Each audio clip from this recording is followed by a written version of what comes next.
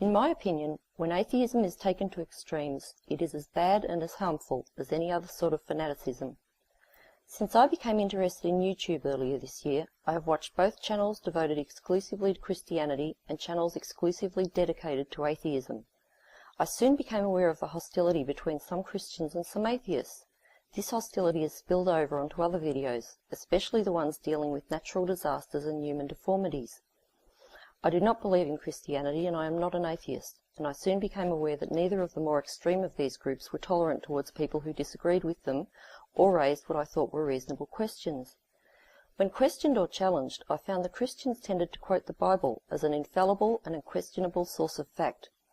I discovered that atheists resorted to referring to science in the same way as Christians referred to the Bible, and claiming that they were more intelligent and highly educated than any who disagreed with them. I have friends who are Christians and friends who are atheists, and very nice people, but none of these friends could be described as fanatics. I also have friends who have entirely different beliefs, but once again these friends are not fanatics.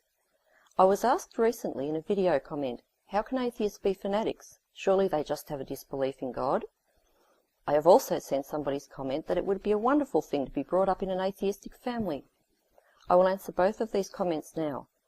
I was brought up in a fanatically atheist family.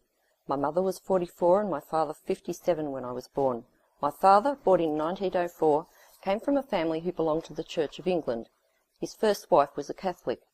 When I knew him, my father hated religion. He detested it. He loathed it with a passion.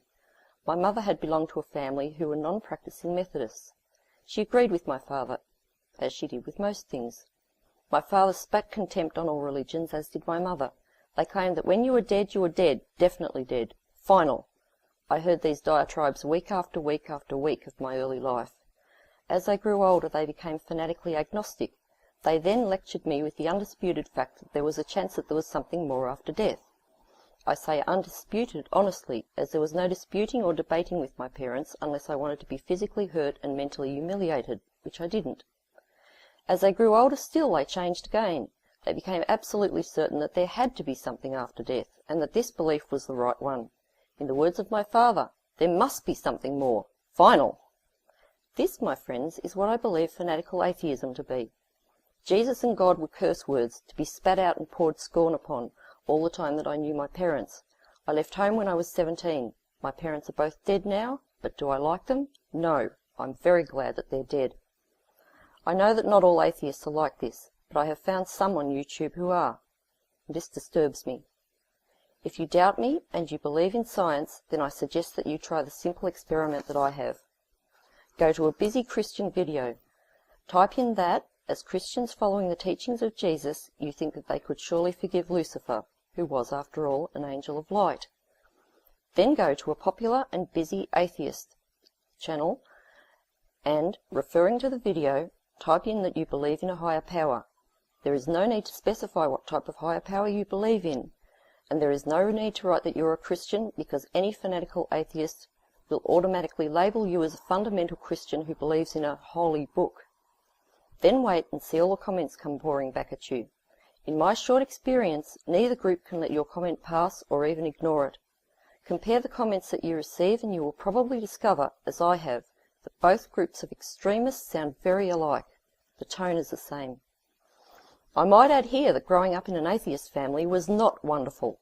One of my sisters has become a born-again Christian. Another is now a devout member of the Uniting Church.